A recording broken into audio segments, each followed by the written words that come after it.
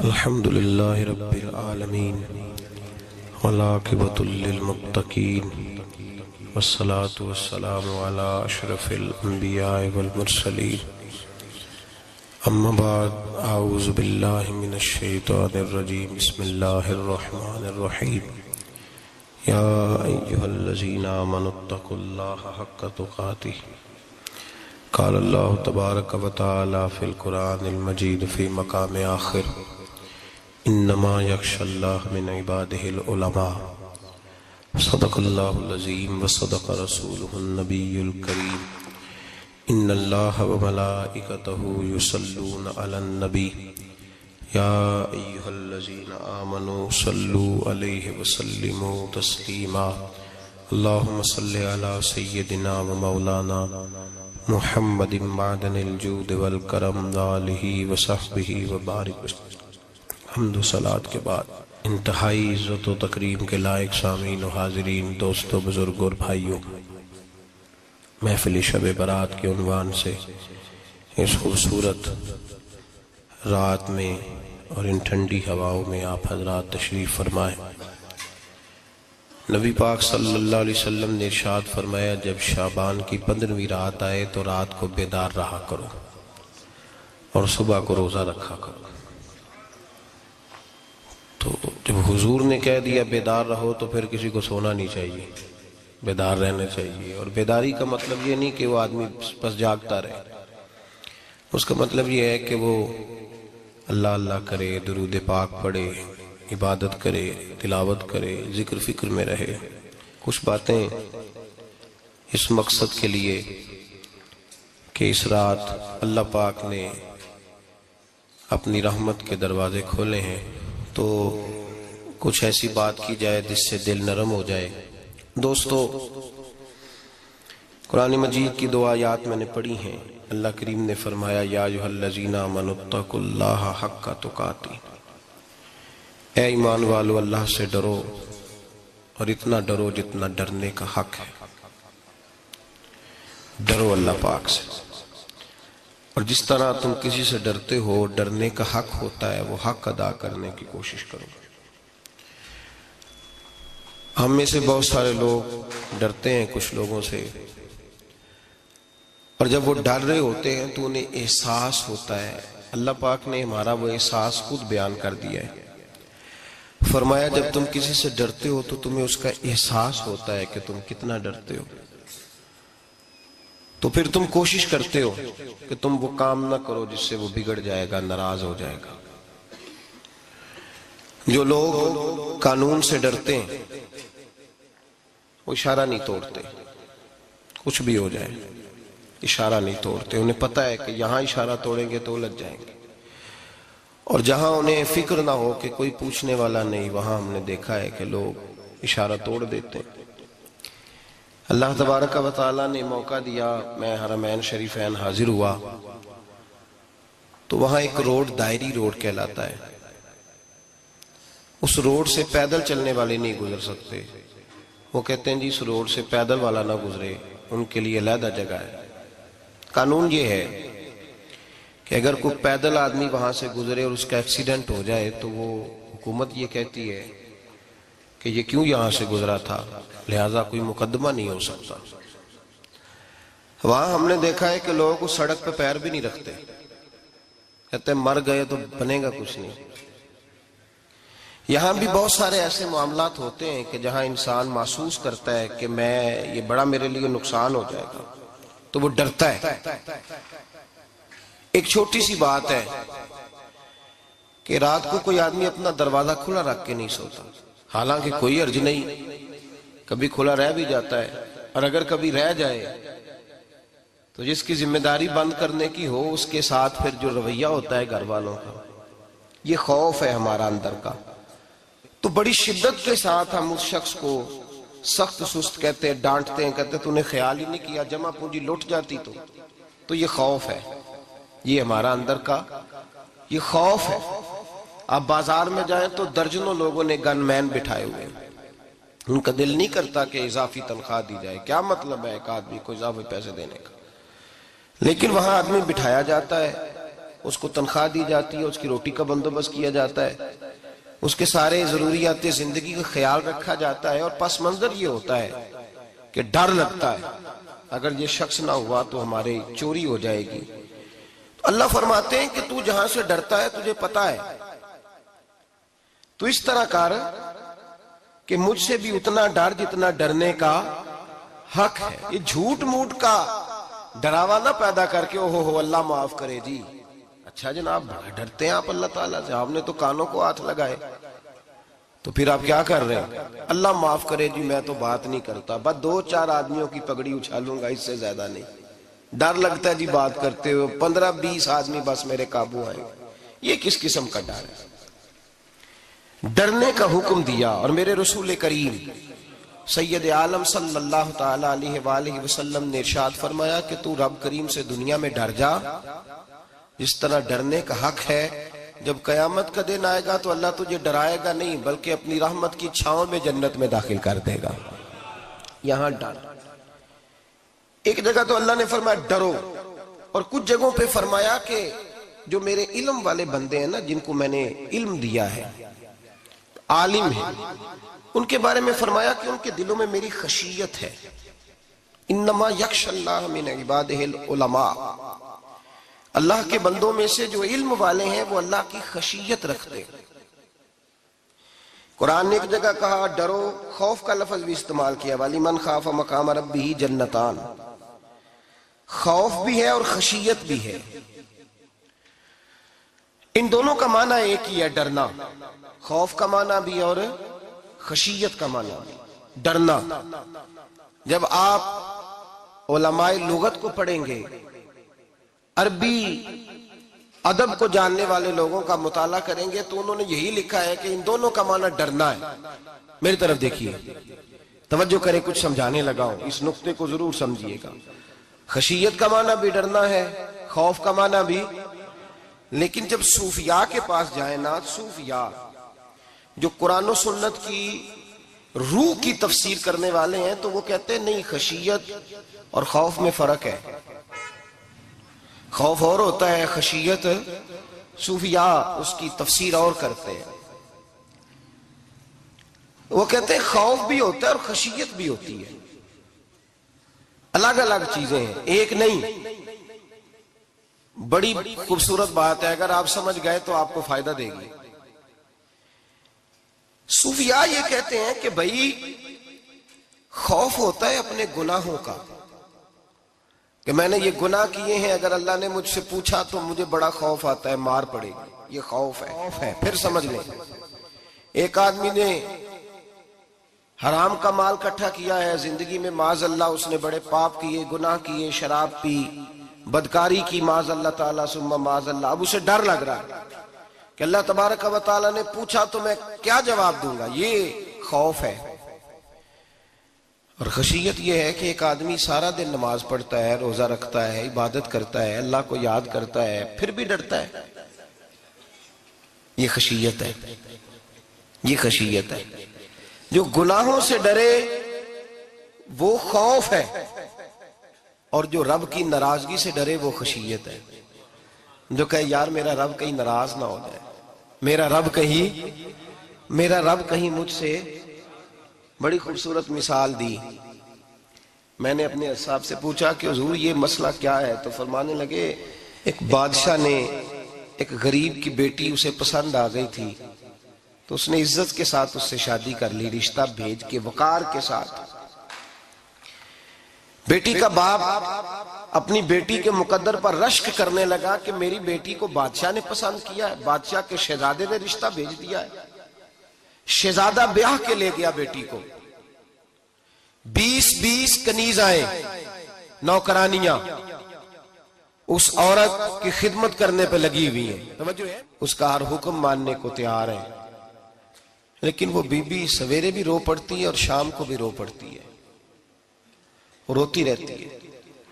اس سے کسی نے پوچھ لیا کہ بی بی تو روتی کیوں ہے، 20 کنیزائیں ہیں، گھر میں سکون ہے، ہر شے ہے، تو روتی کیوں ہے؟ تو وہ کہنے لگی اصل بات یہ ہے کہ جو کچھ مجھے ملا ہے میں اس کے قابل نہیں تھی، تو میں ڈرتی ہوں میرا سائیں کہیں ناراض نہ ہو جائے، وہ ناراض نہ ہو جائے، میں قابل نہیں تھی، میری اوقات نہیں تھی، یہ من آنم کے من دانم، میں جو ہوں اس کا مجھے پتا تو ہے، اس نے میری حیثیت سے، میری اوقات سے، میرے ظرف سے، میری محنت سے بڑا بڑھ کے مجھے عطا کر دیا، میری چونکہ اوقات سے زیادہ دے دیا تو میں ڈرتی ہوں وہ ناراض نہ ہو جائے، کہیں میری یہ کھیل، یہ جو میں نے گھونسلہ بنایا ہے، یہ کہیں میرا ٹوٹ نہ جائے۔ میرے بھائی، میرے رسول کریم سید عالم صلی اللہ علیہ وسلم کے امت کے اولیاء، صلحاء، صوفیاء، اتقیاء، صحابہ، اہل بیت، یہ لوگ جب روتے تھے تو یہ کوئی اس لیے نہیں روتے تھے کہ یہ آج دوپہر کو چینی میں ملاوٹ کر کے آئے ہیں تو اس لیے رو رہے ہیں رات کو، اس لیے نہیں روتے تھے کہ آج انہوں نے جو شکر بیچی ہے اس شکر کے اندر بورا ملایا ہوا تھا، اس لیے نہیں رو رہے کہ آج 10 15 20 لاکھ رشوت کا مال بینک میں جمع کر، اس لیے تھوڑی روتے تھے، یہ تو اس لیے روتے تھے کہ اللہ تو نے بڑا کچھ عطا کیا ہے، کہیں ہم سے ناراض نہ ہو جانا، یہ تو اس کی خشیت میں رو رہے تھے۔ حضرت داؤد طائی رحمت اللہ تعالی علیہ، حضرت امام جعفر صادق جو نبی پاک صلی اللہ علیہ وسلم کے نواسے، جناب داؤد طائی کی ملاقات ہوئی تو امام جعفر صادق حضور کے نواسے عرض کرنے لگے، داؤد طائی یار میری بخشش کی دعا کرنا، رب مجھے معاف کر دے۔ تو حضرت داؤد طائی رحمت اللہ علیہ فرمان لگے، امام صاحب آپ حضور کے نواسے ہیں، میں نے دعا کرنی ہے کہ آپ نے میرے لیے کرنی ہے؟ تو حضرت امام جعفر صادق رو پڑے، کہنے لگے یار تو نہیں کرنی ہے، اور اسی لیے تو تجھ سے دعا کرا رہا ہوں کہ کہیں ایسا نہ ہو نانا مصطفیٰ کی بارگاہ میں جاؤں تو وہ مجھے کہیں کہ میں کس طرح کا تھا تو کس طرح کا بن کے آیا ہے، یہی تو دعا کرانی ہے کہ میرے لیے دعا کر۔ جو جتنا بڑا ہوتا تھا نا اتنی زیادہ خشیت ہوتی، اور گناہگار کے تو اللہ تبارک و تعالیٰ بعضوں کا سزا دیتا ہے، آنسو سلب ہو جاتے، اس کو تو اپنے گناہوں پہ رونا ہی نہیں آتا، وہ تو روتا ہے بچہ نہ ہو تب روتا ہے، وہ تو روتا ہے پیسے نہ ہو تب روتا ہے، وہ تو اس وقت روتا ہے جب اس کا مال چلا جائے، اس کو تو بعضوں کا، گناہگار کو تو بعضوں کا سزا ملتی، اللہ فرماتے تو دنیا کے لیے روئے گا، میرے لیے نہیں رو سکتا۔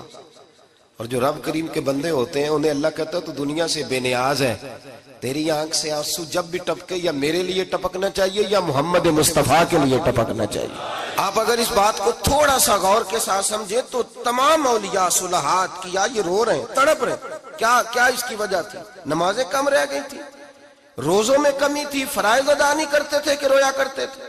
کیوں روتے تھے؟ حضرت سیدنا عمر فاروق رضی اللہ تعالیٰ عنہ کے بارے میں صحابہ کہتے ہیں جناب عمر فاروق جب نماز پڑھاتے اتنا رویا کرتے تھے کہ 7ویں صف تک ان کے رونے کی آواز جایا کرتی، 7ویں صف تک ان کے رونے کی آواز جاتی۔ ہم لوگ بن کے بیٹھ گئے ہیں، ہم لوگ بن کے بیٹھ گئے، ہم یہ سمجھتے نہیں کہ ہماری حیثیت کیا تھی اور رب کریم نے ہمیں نوازا کیا ہے۔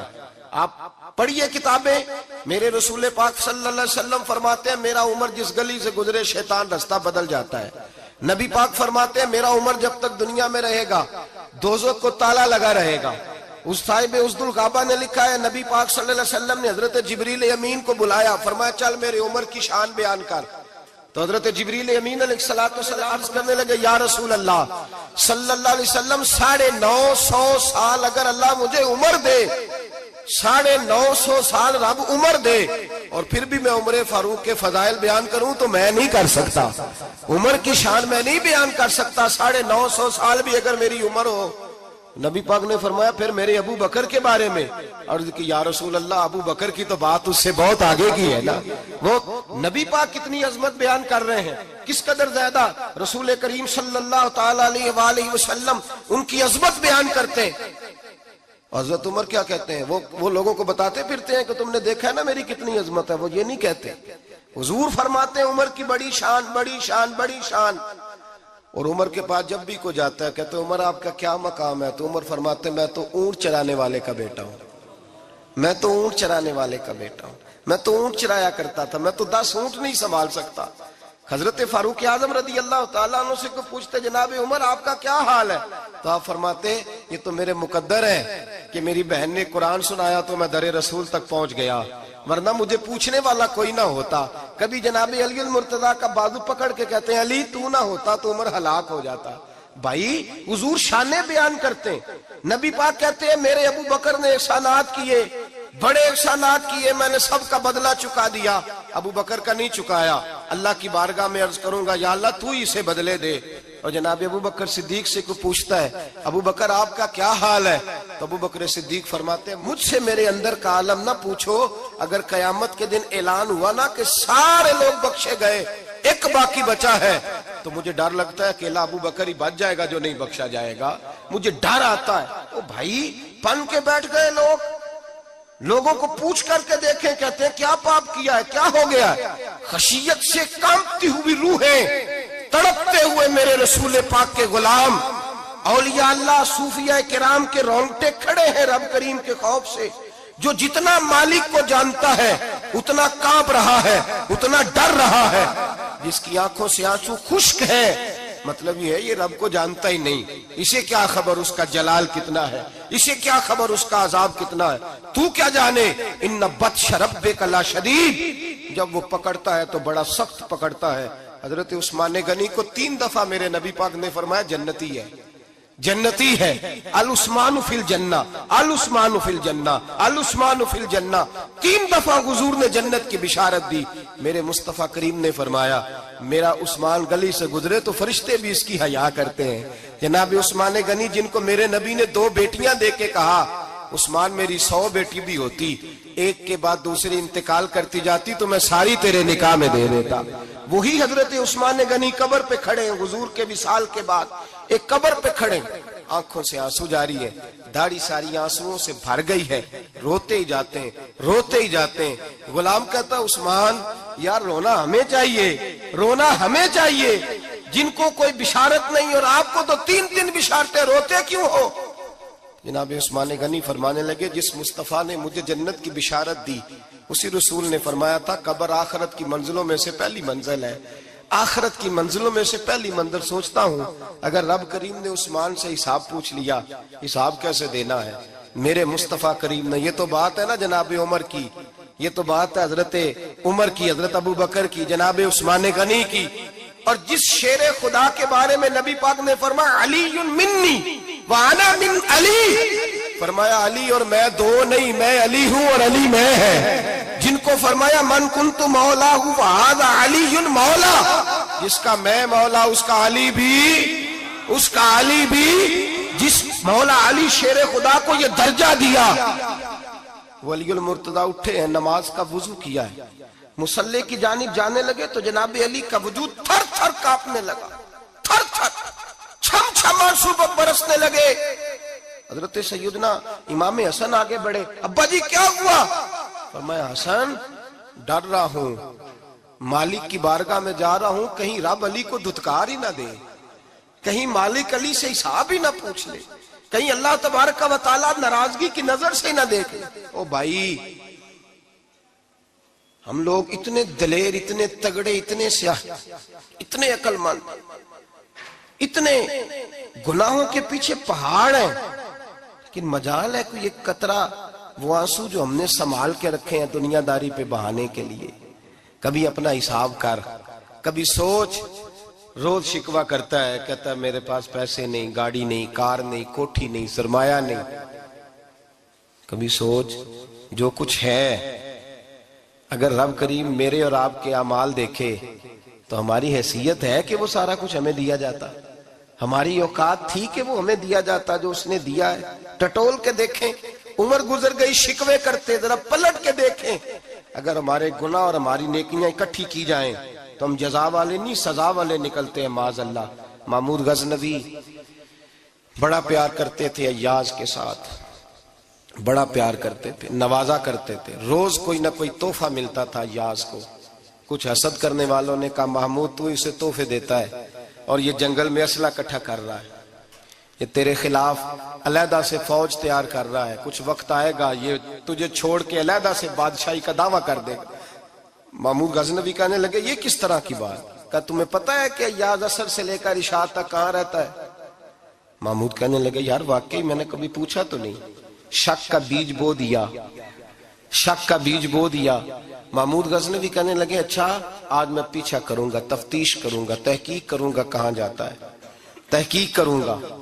محمود غزنوی نکلے پیچھا کرنے۔ عصر کے بعد ایاز نے جنگل کا رخ کیا، محمود بھی پیچھے پیچھے ہو لیے۔ کہتے ہیں جنگل کے بیچ جا کے ایک جھونپڑی آئی، اس جھونپڑی کے اندر ایاز گئے، دروازہ کھولا، اندر چلے گئے۔ مجھے بڑا غصہ تھا کہ ہر بات مجھے بتاتا ہے، یہ کیوں نہیں بتائی؟ جب ایاز اندر گئے تو میں نے زور زور سے دروازہ کھٹکھٹایا غصے کے ساتھ۔ ایاز نے دروازہ کھولا، باہر آئے، میں نے کہا پیچھے ہٹ۔ ایاز پیچھے ہٹے تو میں اندر چلا گیا۔ محمود کہتے ہیں جب میں اندر گیا تو میں نے اس جھونپڑی میں ایک پرانا کرتا لٹکا ہوا دیکھا، ایک ٹوٹے ہوئے جوتے پڑے ہوئے دیکھے، ایک چھوٹا سا ڈنڈا دیکھا، ایک مٹکا، ایک پیالہ دیکھا۔ میں نے ساری تلاشی لی تو چند ٹوٹی پھوٹی پرانی چیزیں۔ میں نے کہا یاز یہ کیا ہے؟ تو کہتے ہیں یاز کہنے لگا بادشاہ ٹٹول کے دیکھ لے، یہی کچھ ہے جو تو نے دیکھا۔ میں نے کہا یہ ہے کیا؟ کہتے ہیں یاز پیروں میں بیٹھ گیا، تڑپ کے رونے لگا، کہنے لگا بادشاہ یہ میری اوقات ہے، یہ میری اوقات ہے، یہ میری اوقات ہے، یہ میری اوقات ہے۔ کہا کیا مطلب؟ کہنے لگا جس دن تیرے پاس آیا تھا نا تو یہ میری کائنات تھی کل، آج تیری مہربانیوں نے مجھے یہاں تک پہنچا دیا ہے۔ میں جو تیرا غدار نہیں نہ ہوتا، میں جو تیری نافرمانی نہیں کرتا، اس لیے نہیں کرتا کہ میں ہر شام آ کے اپنی اوقات یاد کرتا ہوں، اور پھر مجھے روز رات کو میرا نفس کہتا ہے اس کا وفادار رہنا، اس کا وفادار رہنا۔ تو اس حال میں تھا جب آیا تھا، اگر یہ بگڑ گیا تو پھر تجھے اپنی اوقات کا پتہ ہے نا۔ محمود غزنوی نے سینے سے لگایا، کہنے لگے آج تک تو بچا بھی اس لیے ہے کہ تو اپنی اوقات نہیں بھولا۔ ملا رومی کہتا ہے اپنی اوقات یاد رکھ، تو کیا تھا؟ تجھے ایک رات سونے نہ دے تو اپنی ٹانگوں پہ کھڑا نہیں ہو سکتا، تیری وہ آنکھ لے جائے تو کچھ نہیں کر سکتا، وہ تجھے معذور کر دے تو کچھ نہیں کر سکتا۔ 30 سال کے اونچے 7 فٹ قد کے جوان اس نے فالج زدہ کر کے ہسپتالوں میں ڈال دیے، وہ کچھ نہ کر سکے۔ بڑے بڑے پہلوان جو کہتے تھے کہ ہم اٹھے تو دنیا اٹھتی ہے، اس نے پھینک دیے منو مٹی کے نیچے، کچھ نہ کر سکے۔ اپنی حیثیت نہ بھول۔ میرے رسول کریم سید عالم صلی اللہ علیہ وسلم نے فرمایا 2 باتوں میں لوگ دھوکے میں ہیں، دھوکے میں ہیں، دھوکے میں ہیں، دھوکے میں۔ یا رسول اللہ کون سی؟ فرمایا جو صحت مند ہے وہ دھوکے میں ہے، وہ سمجھتا ہے میں کبھی بیمار ہی نہیں ہوں گا، مجھے روز اسی طرح نیند آئے گی جس طرح اب آتی ہے، میں روز اسی طرح اٹھوں گا جیسے اب اٹھتا ہوں، میں اتنا ہی لمبا چوڑا رہوں گا جس طرح آج ہوں، میرا حسن اسی طرح قائم رہے گا جیسے آج ہے۔ تو دھوکے میں ہے، دھوکے میں۔ بڑے بڑے آئے اور بڑے بڑے مٹی کا ڈھیر ہو گئے، فنا ہو گئے، کل من علیہ فان، فنا ہو گئے، کوئی پوچھنے والا نہ رہا۔ اور میرے رسول پاک نے فرمایا جو فارغ ہیں، جن کو رب نے اپنی عبادت کے لیے فارغ کیا، اپنے دین کی نوکری کے لیے فارغ، وہ بھی دھوکے میں ہیں، وقت ضائع کر رہے ہیں، چوک اور چوراہے میں کھڑے ہیں۔ میرے بھائی جب اپنی حیثیت انسان بھولتا ہے، حیثیت بھولتا ہے پھر وہ شکوہ کرتا ہے، جب اپنی اوقات بھولتا ہے پھر شکوہ کرتا ہے، جب وہ بھول جاتا ہے کہ میں کیا تھا پھر وہ شکوہ کرتا ہے۔ حضرت سیدنا امام اعمش رحمت اللہ علیہ بازار میں کھڑے تھے تو بادشاہ کا بیٹا گزرا، اکڑ کے گزرا، آپ نے بازو پکڑ کے کھینچا، فرمایا جا کے اپنی ماں سے پوچھ اور اپنے باپ سے پوچھ تیری اوقات کیا ہے۔ اکڑ کے چلتا ہے، جا پوچھ ان سے تیری حیثیت کیا ہے۔ حضرت جناب سیدنا امام اعمش نے ڈانٹا تو واپس آیا، آگے کہنے لگا ابا وہ امام کیا کہتا تھا کہ میری اوقات کیا ہے، کیا اوقات ہے میری؟ تو باپ اور ماں دونوں گھورنے لگے، کہنے لگے بیٹے ہمارے پاس دولت بھی تھی، گھر بھی تھا، مکان بھی تھا، جائیدادیں بھی تھی، بادشاہت بھی تھی، پر ہم دنیا کے دروازوں سے بھیک مانگ مانگ کے تھک گئے تھے۔ عرش کا مالک ایک بیٹا عطا نہیں کرتا تھا، ایک بیٹی نہیں دیتا تھا، تڑپ گئے تھے، روتے تھے، سسکتے تھے۔ پھر وہی امام احمد جنہوں نے آج تجھے گلی میں کھڑا کیا ہے اس کے دروازے پہ جا کے بیٹھ گئے۔ ہم نے کہا رب ناراض ہو گیا، دعا کرو ہم سے راضی ہو جائے، چلو زیادہ نہیں ایک لال ہی ہمیں دے دے۔ کہ امام اعمش دعائیں کیا کرتے تھے تو تب اللہ پاک نے تو ہمیں عطا کیا تھا۔ تیری او بھائی اپنی حیثیت کا تو تعین کر، تو بڑھ بڑھ کے باتیں کرتا ہے، تو بڑا کھل کھل کے بولتا ہے، اپنی حیثیت کا تو تعین کرنا، ذرا اندازہ تو کرنا کہ تو کون تھا، کہاں سے آیا ہے، تیری اوقات کیا ہے۔ یہاں لوگ ایک منٹ میں آگے نکل جاتے، پلٹ کے دیکھ تو صحیح۔ اور میرے بھائی جو بڑے لوگ تھے وہ تڑپا کرتے تھے۔ حضرت فضیل بن عیاض رحمت اللہ علیہ فرماتے ہیں بغداد میں بارش نہیں ہوتی تھی، قحط پڑ گیا، جانور پیاس سے مرنے لگے، جوان بچے بوڑھے نڈھال ہونے لگے۔ فرماتے ہیں میں بھی نکلا، سفیان ثوری بھی نکلے، اور بھی کئی صوفیاء میدان میں نکلے، دعائیں مانگی، بارش نہیں ہوتی تھی۔ فرماتے ایک جھونپڑی سے ایک سفید بالوں والا اور گندمی رنگ والا ایک بوڑھا غلام نکلا جو کسی کا ملازم تھا، باہر آیا جھونپڑی سے، ہم اسے دیکھ رہے تھے، وہ ہمیں دیکھ نہیں رہا تھا۔ فرماتے ہیں اس کے چہرے پر عبادت کے نشان تھے، دور سے اس کا چہرہ دیکھتے لگتا تھا کوئی رب کریم کا بندہ ہے۔ فرماتے ہم اسے اللہ کا ولی جانتے تھے۔ اس نے دعا مانگی کہ تو لفظ پتہ کیا ہے دعا کے؟ ہاتھ اٹھا کے کہنے لگا مولا مجھے پتا ہے یہ جو بارش نہیں نہ ہو رہی ہے میری وجہ سے نہیں ہو رہی، میرے گناہوں کی بڑی لمبی فہرست ہے، بڑی لمبی لائن ہے۔ کہنے لگا اے اللہ میری اکیلے کی وجہ سے سارے بغداد کو سزا تو نہ دے، رب کریم جوان بھوکے، بچے بھوکے، مائیں ترس گئیں، بچے ترس گئے، جانور پانی کے قطرے، اللہ گناہ تو میرے اکیلے کے ہیں اور ان سب کو سزا کیوں دیتا ہے؟ نہ میری سزا سب کو تو نہ دے، میری سزا صرف مجھے دے، ان کو نہ دے۔ کہتے ہیں ابھی اس کے ہاتھ اٹھے ہوئے تھے، دعا بول رہا تھا، رب کریم نے فوراً بارش عطا فرما دی۔ فرماتے ہیں کھل کے بارش برسی۔ میں نے لوگوں سے پوچھا پتہ کرو کس کا غلام ہے، کہا فلاں آدمی کا۔ حضرت فضیل بن عیاض کہتے ہیں میں شام کو گھر چلا گیا، اس کے آقا سے بات کی، خرید لیا۔ میں جب اس کو خرید کے لایا گلی میں جا رہے تھے تو مجھے کھڑا کر کے کہنے لگا فضیل میں نکما سا آدمی ہوں، بال بھی سفید ہے، مجھ سے تو زیادہ کام ہی نہیں ہوتا، کیوں تو نے پیسے خرچ کیے؟ میں اس قابل ہی نہیں تھا، کیوں خریدا؟ تو حضرت فضیل ابن عیاض کہتے ہیں میں نے اس کو کہا کل جو تو نے دعا مانگی تھی تو نہیں دیکھ رہا تھا، ہم دیکھ رہے تھے، تو مقبول ہے رب کریم کی بارگاہ کا، تجھے اس لیے خرید کے لایا ہوں تو مقبول ہے۔ کہتے ہیں یہ لفظ سنے تو ٹھہر گئے، وہ کہنے لگے اچھا آقا مجھے 5 منٹ کا وقت ملے گا؟ میں نے کہا ہاں ہاں ضرور ملے گا۔ کہتے ہیں انہوں نے وہیں نماز کی نیت باندھ لی، 2 رکعتیں پڑھی اور 2 رکعتیں پڑھ کے ہاتھ اٹھائے، کہنے لگے مولا تیرا اور میرا راز تھا، تو نے راز کیوں کھولا؟ اللہ مسترنا بستری کل جمیل، یا اللہ تیرے پاس پیارے پیارے پردے ہیں، ایک پردہ مجھے عطا کر دے، مجھے اپنا رکھ، مجھے لوگوں کے سامنے میرے پردے نہ کھول۔ آپ فرماتے ہیں یہ کہہ کہ وہ زمین پہ بیٹھے کلمہ شہادت پڑھا، ان کی روح پرواز کر گئی۔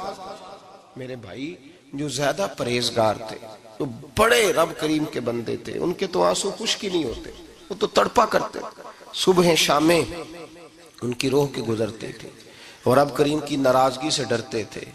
وہ کہتے تھے مالک کہیں ناراض نہ ہو جائے، کہیں بگڑ نہ جائے۔ میرے رسول کریم صلی اللہ علیہ وسلم کے صحابی کہتے ہیں ایک جنگ سے خوشخبری آئی تو جو خوشخبری لانے والے تھے وہ حضرت عمر فاروق رضی اللہ تعالیٰ عنہ کے پاس پہنچے خوشخبری دینے۔ حضرت عمر رضی اللہ تعالیٰ عنہ کھڑے تھے، صحابی نے آ کے کہا عمر مبارک ہو۔ جناب عمر کچھ لوگوں سے گفتگو کر رہے تھے، بات چیت جاری تھی، کہا مبارک ہو فتح ہو گئی۔ حضرت عمر کہنے لگے ٹھہر تو جا، اس سے تو بات کر لینے دے جس سے کر رہا ہوں۔ جب کہنا ٹھہر تو جا تو جو پیچھے کھڑے تھے وہ شرمندہ ہو گئے، اتنی سی بات ہے نا، چودھری تو بندہ بنتا ہی تب ہے جب 5-10 کی ایک دن کے اندر بےزتی کر لے، پڑھا لکھا تو بنتا ہی تب ہے جو 10-15 کو جاہل کہہ لے، تو بڑا تو بنتا ہی تب ہے جو 5-6 کو نیچا دکھا لے۔ تو یہ ہماری ڈگریوں کا تو مزاج ہی بڑا مختلف ہے، ہم تو اعزاز والے ہوتے ہی تب ہیں جب کچھ چھوٹا ہوگا تو ہم بڑے ہوں گے نا، ہم تو چاہتے ہیں ہمیں کچھ چھوٹا ملے، کسی کو چھوٹا کر کے اس کے قد پہ سوار ہو کے بڑا ہونا چاہتے ہیں۔ اتنی سی بات تھی کہ ٹھہر جانا یار پہلے اس کی تو سن لینے دے۔ وہ شرمندہ ہو گئے صاحب، جب وہ شرمندہ ہوئے تو سیدنا فاروق اعظم دوڑے گئے۔ صحابہ کہتے ہیں گارا تھا، کیچڑ تھا، اس گارے میں سر رکھا، سجدہ کرنے لگے، اٹھے، کہنے لگے مولا اپنے عمر سے ناراض نہ ہو جانا، یہ کل تک اونٹ چرایا کرتا تھا، آج تیری مخلوق کو شرمندہ کرنے لگ گیا ہے، یہ اپنی حیثیت ہی بھول گیا، اسے خبر ہی نہیں کہ یہ کیا تھا۔ یہ آج تیری مخلوق کو شرمندہ کرتا ہے؟ اللہ اپنی عمر سے ناراض نہ ہو جانا۔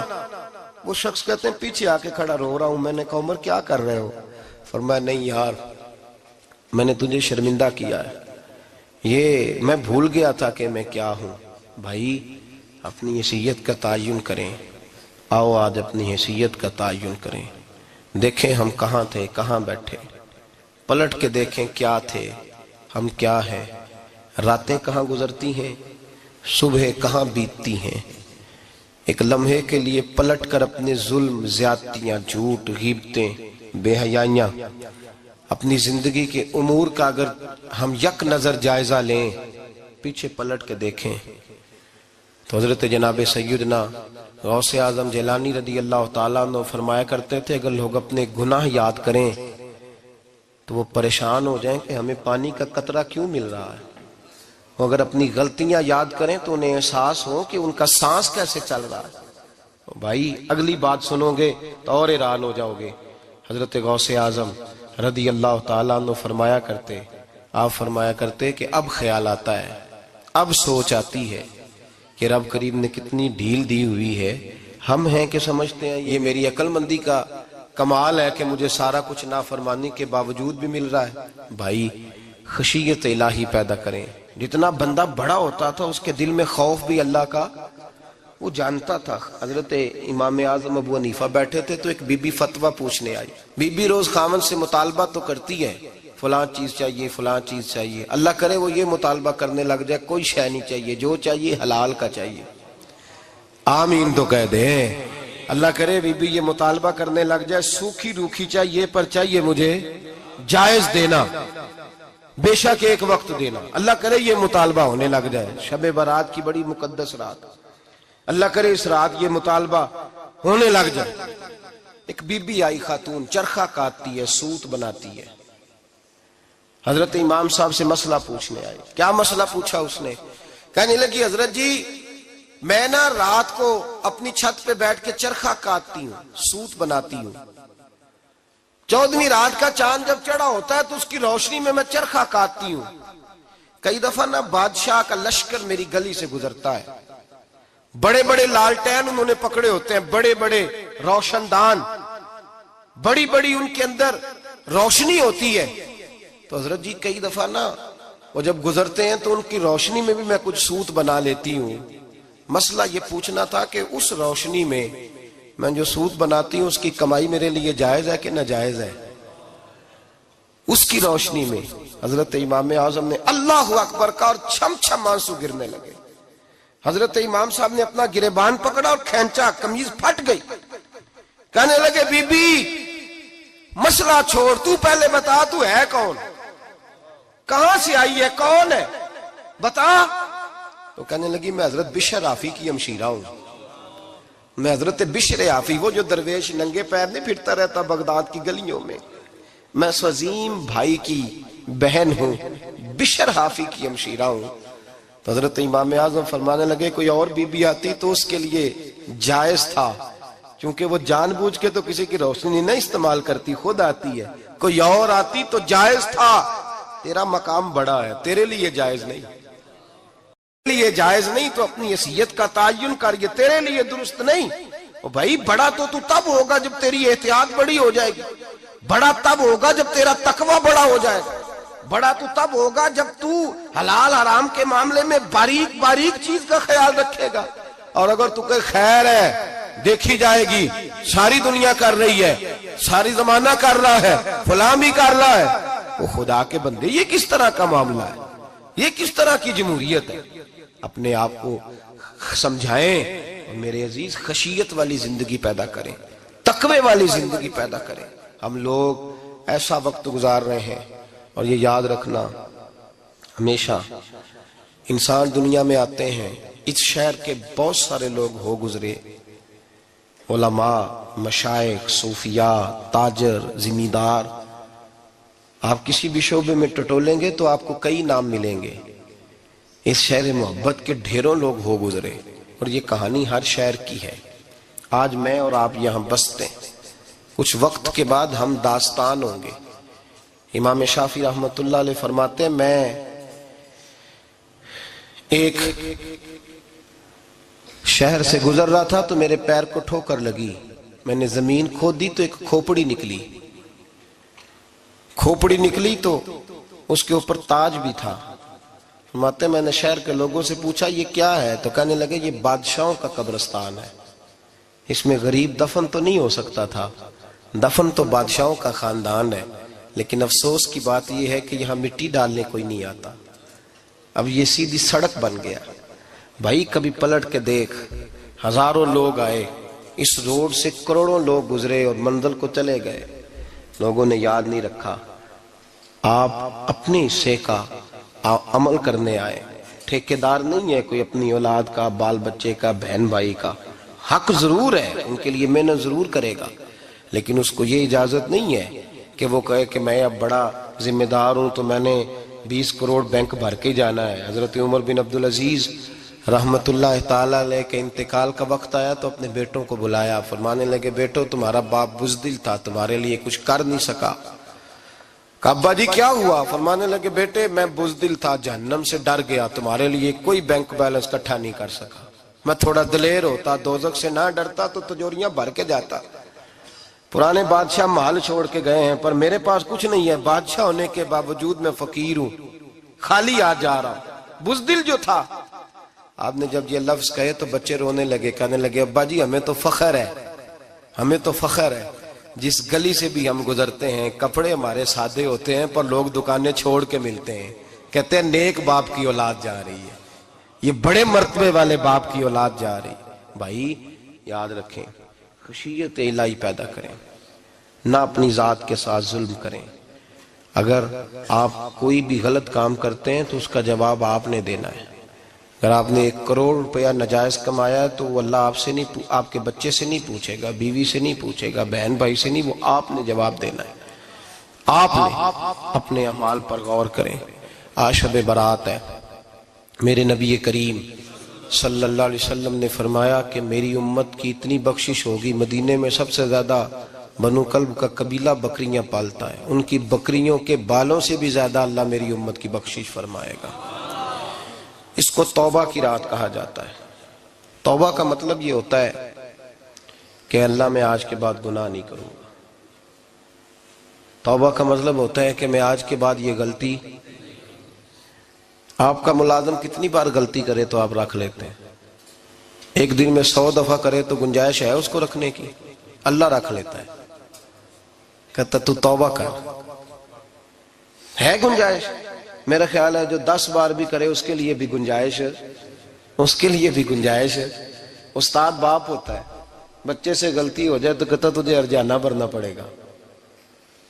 بچے لگے نہیں ہوتے اسکولوں میں، جرمانے لگے ہوتے ہیں، چھٹی کا لیدا ہے، فلاں کام کا لیدا ہے، حالانکہ باپ ہے۔ بھائی اللہ فرماتا ہے تو توبہ کر، اور توبہ یہ ہے کہ میں آج کے بعد یہ گناہ، جس آدمی نے کل 5 نمازیں نہیں پڑھنی اس کا آج توبہ کرنے کا کیا مطلب ہے؟ توبہ کا کیا مطلب ہے کہ میں آئندہ گناہ، تو جو سویرے 5 نمازیں نہیں پڑھنا چاہتا کہتا ہے کل زور نہیں میں نے پڑھنی، چلو فجر تک جاگنا ہے فجر پڑھ لوں گا، تو اس نے توبہ کی ہے؟ کوئی مذاق ہے؟ استغفر اللہ استغفر اللہ استغفر اللہ، معاف کر دے، کیا معاف کر دے؟ سویرے تو مسجد آئے گا۔ بھائی آپ کسی جگہ، ہم سادے لوگ ہیں، دیہاتی لوگ، یہ ہمارا دیہات کا ماحول ہے، بچے کو مارتے ہیں نا مدرسے والے کے تو ہم کہتے ہیں دوبارہ کرے گا، تو کیا کہتا ہے اگوں، تو جی بچہ کبھی تسی تھپڑ دو مار لو میں سویرے پھر کرنا جی، تو اس کو معافی ملے گی؟ یہ کیسی معافی ہے کہ سویرے میں نماز نہیں پڑھنی زور کی لیکن یا اللہ معاف کر دے، یا اللہ، یہ جھوٹ ہے، یہ دھوکہ ہے، یہ مذاق ہے، مذاق نہیں کرے۔ اور بندہ کوئی سیاںا ہو تو مذاق برداشت نہیں کرتا، اور معاذ اللہ استغفر اللہ، رب کریم کے ساتھ مذاق، یا اللہ میری توبہ، یا اللہ میری توبہ، یا اللہ مجھے معاف کر دے، یا اللہ معاف کر دے، اور سویرے جھوٹ پھر بولنا ہے اٹھتے ہی، تو یہ کیسی توبہ ہے؟ توبہ کا مطلب ہوتا ہے کہ میں توبہ کرتا ہوں آج کے بعد گناہ، تو توبہ کو سمجھے تو صحیح نا میرے بھائی، توبہ کو سمجھے۔ تمام صحابہ، چونکہ شراب حرام نہیں تھی تو ہر آدمی پیا کرتا تھا، جب حرام ہو گئی تو پھر کسی نے منہ نہیں لگایا، توبہ ہو گئی تو پھر ہو گئی، پھر معاملہ ختم ہو گیا، پھر کبھی قریب حضرت مرثد بن ابی مرثد البغوی رضی اللہ تعالیٰ عنہ حضور کے صحابی ہیں. آپ فرماتے ہیں میرے اندر ایک غلطی تھی، میرا بہت ساری خواتین کے ساتھ دوستانہ تھا. نبی پاک کی بارگاہ میں جب میں گیا اسلام کی بائعت کی تو حضور نے فرمایا تیری نظر جھکی رہنی چاہیے، خبردار کسی عورت سے تیرا. کہتے ایک نصیحت نبی پاک نے کی. آپ فرماتے ہیں میں نے اپنے دل کو اس طرح سمجھایا کہ عورتیں اگر میرے پاس آ کے کھڑی ہوتی تھی تو میرے اندر کا وجود کہتا تھا کہ ہو ہی نہیں سکتا میری توجہ جائے، اس لیے کہ توبہ کی ہے، اب دوبارہ ادھر توجہ جا سکتی. میرے بھائی توبہ کو اس کے مفہوم کے ساتھ توبہ کریں، جھوٹ نہیں بولیں، گناہ نہیں کریں. میرے رسول کریم صلی اللہ علیہ وسلم نے فرمایا استغفار پڑھا کرو، میں دن میں 100 مرتبہ استغفار کرتا ہوں. حضور کہتے ہیں میں دن میں حضور 100 دفعہ دن میں استغفار کرتے. امام حسن کے پاس ایک شخص آیا، کہا میرے پاس اولاد نہیں، فرمایا استغفار پڑھ.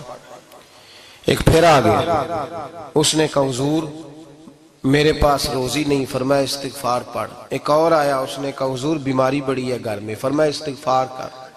آپ کے صاحبزادے بیٹھے تھے، کہا ابا جی جو آتا ہے آپ استغفار ہی بتاتے ہیں. آپ فرمانے لگے جب کوئی بندہ توبہ کرتا ہے تو رب راضی بڑا ہوتا ہے. تو میں نے سب کو توبہ کا وظیفہ بتایا ہے، جس کی جو بھی مجبوری ہو اگر توبہ کر لے تو اللہ تعالیٰ اسے آسانی عطا کر دیتا ہے، اللہ اس پہ نظر رحمت کر دیتا ہے. اپنے آپ کو تبدیل کریں، نماز کو اس کی حقیقت کے ساتھ پڑھا کریں، اس کی حقیقت کے ساتھ نماز کو پڑھیں. 5 وقت مسجد میں حاضری دیں، چھوڑ کے سارے کام چھوڑ کے، باقی سارا کچھ بعد میں. آپ کا رشتہ لوگوں کے ساتھ زندگی کا ہے، موت کا نہیں ہے. آپ خود دیکھ لیں جن کے بزرگ چلے گئے وہ ڈیلی جاتے ہیں قبرستان، کل وہاں بیٹھتا ہے 2 گھنٹے جا کے، والد صاحب ہیں، دادا جی ہیں، نانا جی ہیں. دیکھا کبھی کسی کو صبح گیا ہو شام آیا ہو؟ یہی حال ہمارا ہوگا، بالکل کوئی نہیں جائے. اور پھر جب کوئی انتقال کر جاتا ہے نا تو کوئی یہ نہیں کہتا کہ ابا جی کو غسل دے لو، کہتے ہیں میت کو غسل دو. ماں آنکھوں کی ٹھنڈک ہوتی ہے لیکن کہتے ہیں لاش کو اٹھاؤ، جنازے کو اٹھاؤ. آپ کے رشتے ناتے ختم ہو گئے. اگر آپ ناراض نہ ہوں تو مجھے جنازے پڑھانے کا موقع ملتا ہے. 1-2 بات عرض کرتا ہوں، اس کے بعد ذکر کرتے ہیں، انشاءاللہ دعا ہوگی. جنازوں پہ جانے کا اتفاق ہوتا ہے تو میں جنازے سے محسوس کرتا ہوں بہت ساری چیزوں کو. میں دیکھتا ہوں کہ جنازہ ہونے کے باوجود لوگ یہ سمجھتے ہیں کہ یہ ہونا تھا کام، یہ ہو گیا. اور وہاں کیفیت یہ ہوتی ہے کہ صرف یہی جنازہ ہے، اسی نے فوت ہونا تھا، ہم تو بچے ہوئے ہیں. قرآن پاک سے محبت کرنا، قرآن پاک پڑھنے والوں سے پیار کرنا، قرآن کے مدارس کو آباد کرنا، یہ بڑا مشکل ہوتا جا رہا ہے. ہم ایک مدرسہ چلاتے ہیں، ہم محسوس کرتے ہیں کہ یہ بڑا کٹھن معاملہ ہے، بڑا کٹھن. ایک تو تنقید کی نظر بھی سب سے زیادہ اداروں کی طرف ہوتی ہے اور سب سے کم تعاون بھی اداروں کے ساتھ ہوتا ہے. مجبوری کے ساتھ ادارے وقت گزارتے ہیں. اپنا رجحان مدارس کی جانب کریں اور دین سیکھنے کی طرف رجحان کریں. قرآن مجید صحیح پڑھنا سیکھیں، قرآن مجید صحیح سمجھنا سیکھیں. اور پھر میرے بھائی جو آیات آپ کو ضروری ہیں، نماز جنازہ ہے، وضو ہے، غسل ہے، آپ کے روزمرہ کے معاملات ہیں، وہ کسی اچھی قاری سے، اہل سنت کے کسی شخص سے ان کی درستگی کرائیں، اپنے معاملات پہ غور کریں، یہ ان کوتاہیوں سے باہر آئیں، قرآن پاک سے محبت کریں اور دینداروں کے ساتھ جڑیں. ایک گزارش آپ سے اور کرنی ہے، اس کو بھی کھلے دل کے ساتھ سنیے گا، کھلے دل کے ساتھ. یہ شب برات کی رات ہے اور میں ذمہ داری کا مظاہرہ کرتے ہوئے بات کرنا ضروری سمجھتا ہوں. آپ کسی پیر صاحب سے ملیں، کسی آستانے پہ جائیں، یہ کچھ گزارشات ہیں، بات میری ختم ہو گئی، وہ کر کے میں دعا کرنے لگا ہوں. تو شریعت اسلامیہ کا ضرور پاس اور لحاظ کریں. یہ دیکھیں جس صوفی کے پاس، درویش کے پاس، جس کو آپ پیر سمجھ رہے ہیں، اسے کوئی قرآن حدیث بھی آتا ہے، وہ کوئی سنت شریعت کا بھی پابند ہے. میری اپنی جماعت سے ہاتھ باندھ کے گزارش ہے، خدا را اب بس کر دیں. بڑی تباہی ہو گئی اور لمبی چوڑی ہو گئی، تھک گئے ہم کہہ کے. لوگ سمجھتے نہیں اس چیز کو. اعلیٰ حضرت فاضل بریلوی نے لکھا ہے، ادھر دیکھیں، اعلیٰ حضرت نے لکھا ہے کندھوں تک بال رکھنا جائز ہے، کندھوں تک، کندھوں سے نیچے رکھنا حرام ہے. کیسے اس شخص کو لوگ پیر مان لیتے ہیں جس نے داڑھی سنت سے چھوٹی رکھی ہوئی ہے؟ بال بڑے رکھے ہوئے، یہ ملنگ صاحب ہے، ان تماشوں سے باہر آ جائیں، اللہ تبارک و تعالیٰ کی بارگاہ کی طرف رجوع کریں۔ ہم دم کے قائل ہیں، درود کے قائل ہیں، میں سارا دن پتہ نہیں 20 تعویذ لکھ کے دیتا ہوں، ہمارے بزرگوں کا طریقہ ہے، یہ چیزیں جائز ہیں، ان کی شریعت میں اصل ہے، دلیل ہے، لیکن کل دین یہ نہیں ہے۔ اپنے آپ کو بچائیں اور علم کی طرف رجوع کریں، تقوی کی طرف رجوع کریں، ان ظالموں سے، بہروپیوں سے اپنے آپ کو بچائیں۔ اور میں ان لوگوں کو بھی دعوت فکر دیتا ہوں جو ہمیں روز آ کے کہتے ہیں یہ تمہارا پیر تو یہ تمہارا پیر، جب ہم خود کہہ رہے ہیں ہمارا نہیں، تو ہم کسی شرابی کبابی کو اٹھا کے کہہ دیں یہ تمہاری جماعت کا بندہ ہے تو تم رکھ لو گے؟ کہو ہم اگر کہہ دیں تمہاری جماعت یہ درس دیتی ہے تو تم مان لو گے؟ یہ کیا بات ہوئی؟ اگر کسی جماعت کا کوئی شخص غلط ہے، اور ہم درباروں والے نہیں، ہم تو مسجدوں والے لوگ ہیں، دربار تو ایک ضمنی چیز ہے، بن بھی جائے تو ٹھیک ہے، ورنہ تو میرے نبی پاک نے فرمایا ہر مومن کی قبر جنت کا باغ ہوتی ہے، تو اندر دربار ہی بنا ہوا ہے، جنت کھلی ہوئی ہے، اوپر بلڈنگ بننا اتنا ضروری کام؟ مہربانی فرمائیں ایک تو اپنے آپ کو دین کی طرف راغب کریں، رمضان شریف آئے گا اپنی اصلاح کی کوشش کریں، اور جب کسی دینی مجلس میں جائیں تو روح کی دنیا لے کر کے جائیں، کچھ سیکھنے کے ارادے سے جائیں، کچھ درس لینے کے ارادے سے جائیں، جمعے پڑھیں، دروس سنیں، تو کچھ لینے کے ارادے سے جائیں، اور دین کی خدمت میں اپنے حصے ڈالنے کی کوشش کریں۔ اس سے صرف چندے کا معاملہ نہیں، اس سے مراد یہ ہے کہ اپنی اولاد کو، اپنے بچے کو، اپنے آپ کو دیندار بنائیں، یہ آپ کا دین میں حصہ ہوگا، یہ آپ کا دین کے ساتھ تعاون ہوگا۔ آخری بات میرے بھائی آپ حضرات سے یہ ہے، اس کو ضرور سمجھیں، خواتین کو پردے کا پابند کریں، ان کو پردہ داری سکھائیں۔ پردہ شریعت میں ضروری ہے، اور جواب دہ عورت نہیں ہوگی، اس کا خامند ہوگا، اس کا باپ، اور اس کا اگر بھائی بڑا سربراہ ہے تو وہ جواب دہ ہوگا کہ عورت بے پردہ کیوں نکلتی ہے۔ تہذیب کے نام پر بد تہذیبی نہ کریں، خبردار کوئی ایسا کام نہ کریں جسے اللہ رسول ناراض ہو۔ ان کو پردے کا پابند کریں، بغیر برقعے کے، بغیر مکمل نقاب کے، بالکل عورت کو اجازت نہ دیں گھر سے نکلنے کی، سختی کریں، اور ان کو سمجھائیں کہ ہمارا تعلق یورپ کے ساتھ نہیں، ہمارا تعلق خاتون جنت حضرت فاطمہ الزہرا کے ساتھ ہے، ان کو پابند کریں۔ اور یہ میں ذمہ داری سے بات کہہ رہا ہوں، مرد ذمہ دار ہے اگر اس کی عورت با پردہ نہیں ہے، وہ ذمہ دار ہے، اور اللہ کی بارگاہ میں اس کی کوئی بات قابل قبول نہیں ہوگی۔ اور شب برات کی رات اتنے لوگ گواہ ہیں کہ یہ پیغام آپ کو پہنچایا گیا، آپ کو پہنچایا گیا، آسمان زمین اور ہوا گواہ ہے کہ ہمیں یہ بات پہنچائی گئی کہ ہمیں ان کو پردہ کرانا ہے۔ ذکر ہوگا، ذکر کیا ہے؟ ذکر ہے اللہ کو یاد کرنا۔ اور میرے نبی پاک صلی اللہ علیہ وسلم نے ایک حدیث میں فرمایا رب کا ذکر اس طرح کرو کہ لوگ تمہیں دیوانہ سمجھیں۔ یہ لوگ باتیں کرتے ہیں تو کھول کھول کے، اللہ کے ذکر کی باری آتی ہے تو تھک سے جاتے ہیں، تھک کے ذکر نہیں کریں، ذکر کریں تو پوری دل جمی کے ساتھ، سرور کے ساتھ، کیف کے ساتھ۔ اور آج کر کے تو دیکھیں بھلا ذکر میں ہوتا کیا ہے، یہ لذت کیا ہے، یہ کیف کیا ہے۔ میرے بچے چھوٹے مجھ سے کہتے ہیں ذکر لمبا کرایا کریں، بیٹا اکثر مجھے کہتا ہے ذکر جو ہے نا وہ جب آپ بڑا لطف آتا ہے ذکر میں، ذکر تو ایک کیفیت ہے، لگ جائے تو اس کا ایک اپنا ذائقہ ہے، تو ذکر کریں اللہ کا، درود شریف پڑھیں۔ دعا کیا ہے؟ آج لائٹ کو بند کر کے جب ہمارے ہاں ذکر ہوتا ہے، دعا ہوتی ہے، تو ہمارے بزرگ یہ کہتے ہیں ہم ثابت یہ کرنا چاہتے ہیں کہ ہم مجمع میں نہیں بیٹھے، یا اللہ تیری بارگاہ میں بیٹھے، ہمیں تو ساتھ والا دیکھ نہیں پا رہا۔ دعا مانگے، اور اللہ سے مانگے تو کھول کے مانگے۔ اور آج اگر ہو سکے نا تو کوئی ایک آدھ قطرہ گرا ہی دے۔ میرے نبی پاک نے فرمایا محفل میں چند لوگ بھی رو پڑیں تو سب کا کام بن جاتا ہے۔ آپ میں سے کوئی نیک آدمی ایسا ہوگا تو ہمارے جیسے کئی گناہگاروں کو ساتھ اللہ اس پہ فضل فرمائے گا۔ یہاں ذکر کے بعد دعا ہوگی، دعا کے بعد پھر سلام ہوگا، پھر ایک دفعہ آخر میں دعا ہوگی، پھر آپ کو کچھ وقت دیا جائے گا انفرادی طور پہ نفل ادا کرنے کا، 4 6 نفل پڑھ کے نئے سرے سے تازے ہو کے آپ حضرات تشریف لائیں گے، اور پھر انشاءاللہ تعالی یہاں لنگر کا بندوبست ہوگا، آپ حضرات کے لیے ماں حضر جو کچھ ہے آپ کو پیش کیا جائے گا۔ کوشش کریں روزہ رہ ہی جائے صبح کا، ویسے بھی پریکٹس ہوگی رمضان کی، اور شعبان میں زیادہ روزے رکھنا میرے نبی پاک کی سنت بھی ہے، اس لیے ضرور کوشش کریں کہ سحری کا بندوبست ہے تو آپ روزہ رکھیں تاکہ آپ کے لیے آسانی ہو جائے۔ اللہ تبارک و تعالی ہماری اس حاضری کو اپنی بارگاہ میں مقبول فرمائے۔ دا پانی ملے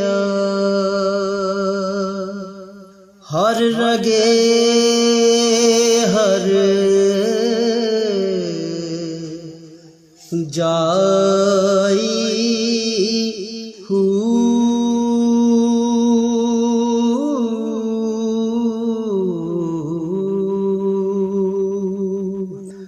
اندر بوٹی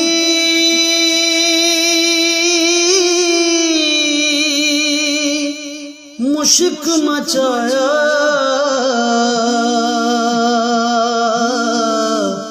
جان پھولن تے